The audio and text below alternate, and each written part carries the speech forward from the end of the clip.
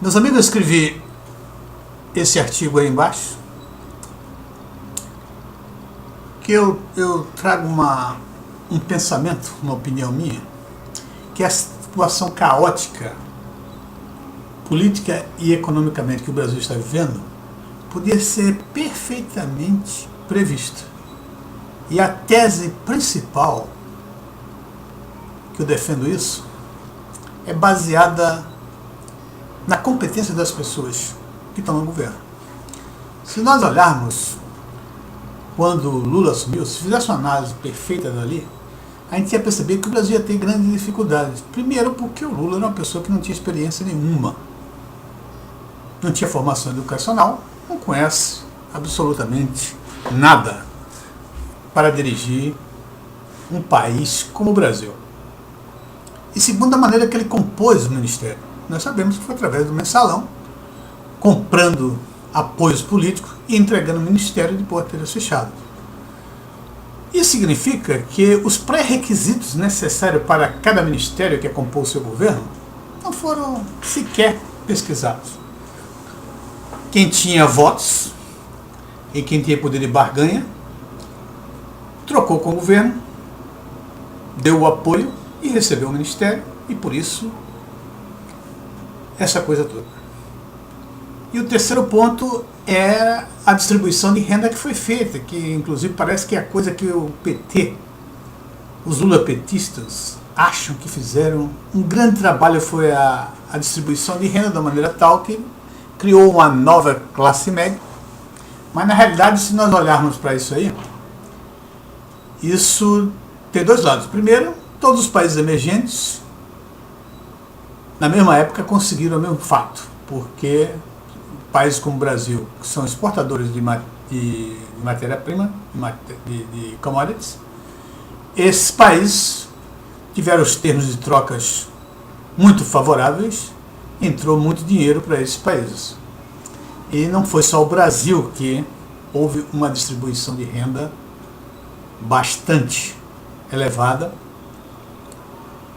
mas acontece que a distribuição de renda feita pelo Brasil foi extremamente atabalhoada. Como é que ela foi feita? Foi feita com a criação de empregos. Criação de emprego não. Empregando as pessoas nas empresas estatais, empregando na máquina administrativa do governo, criando cargos de comissão. Isso criou uma massa enorme de gente empregada, às vezes até sem necessidade, e em cima disso se deu aumentos de salário mínimos superior ao crescimento da economia. Obviamente, essa coisa de parar no que parou. Então, a inflação aí resistente e crescente.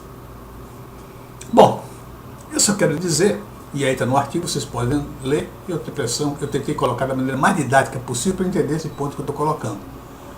Porque como é que você vai dirigir um país, uma pessoa que não tem formação, não tem experiência nenhuma, e faz a montagem de um governo da maneira que foi feita?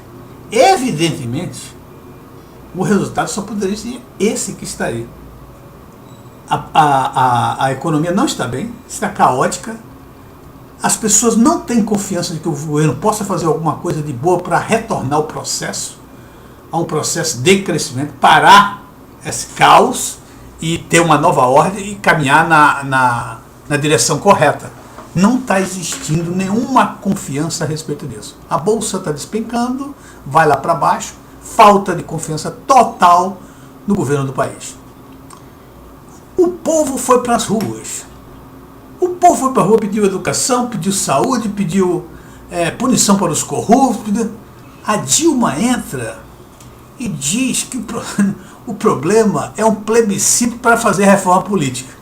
Faz uma reunião governamental com os 39 ministérios, foi uma coisa horrível, mostrou exatamente que o povo está na rua. Eu acho que ali, se um ministro daquele passar por ela não sabe quem é. E o pior, ela não entendeu absolutamente nada. Está focando no plebiscito só para tirar uma onda de que ela é popular e acredita no povo, etc. Mas o povo não está querendo isso, não. O povo está querendo solução. Qual é a solução que a senhora tem para a saúde? Qual é a solução que a senhora tem para a educação? Qual é a solução que a senhora tem para a corrupção? Nada disso aparece, só aparece o problema de um plebiscito. Ela está trazendo, tirando o foco de todas as questões, que é a incompetência total dela e de seu governo, e querendo jogar a culpa no Congresso, tão somente no Congresso, que é culpado também. Não é isso. O pessoal quer saber o seguinte: quando é que esse governo vai mudar essas peças que estão aí? Por exemplo, o ministro Manteiga. Estamos cansados do Manteiga. O Manteiga não sabe absolutamente nada, não consegue fazer nada pela economia, não mostra o caminho onde a economia deve ser direcionada. É um ministro do puxadinho. Olha, a situação está extremamente difícil. Não entender absolutamente nada. O Renan Calheiros, aquele que renunciou ao Congresso para não ser tirado do Congresso, do Senado, não é? Para não ser processado lá, ele voltou e teve 1,5 milhão de assinaturas pedindo fora Renan. Ele agora diz: ouçam as ruas. Por que ele não ouviu? Se ele ouvisse, ele não teria sido presidente do Senado novamente.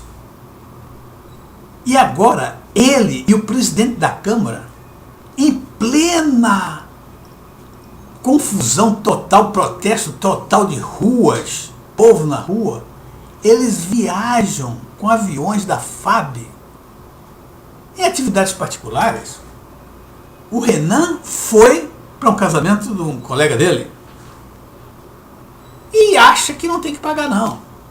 Acha que não deve nada, que ele tem direito a isso.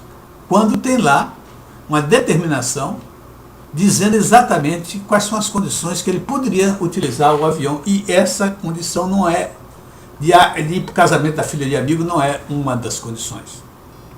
O outro traz a família toda para ver o jogo no Rio de Janeiro. Não só a família, como os amigos da família toda, etc. Veja só, eu acho isso um deboche. Esse pessoal está completamente alienado. Eles estão tão acostumados a mamar nas tetas desse governo que com esse protesto todo, eles nem sequer pensaram duas vezes ao pedir o avião da FAB, um para vir lá denunciar onde, para ver o Maracanã, para ver o jogo, e o outro para ver o casamento do filho. Como se eles tivessem pleno direito disso, e que se o povo estivesse fazendo o que o povo estava protestando na rua, não tivesse nada a ver com o ato dele fazendo isso. E a Dilma fica com uma barata tonta.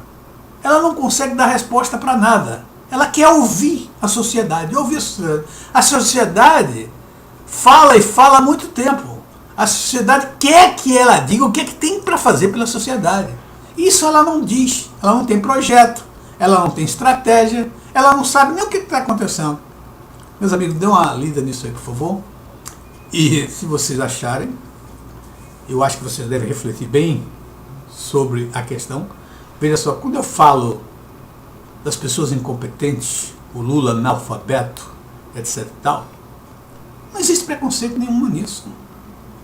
As pessoas analfabetas têm outro tipo de trabalho, tem outro tipo de função, não ser presidente do Brasil. Para ser presidente do Brasil, tem que ser pessoas que tenham formação, que saibam o que está acontecendo, que entendam o Brasil, que entendam o mundo. É impossível um presidente hoje ser presidente de um país e ser um bom presidente do país se ele não tiver noção do mundo.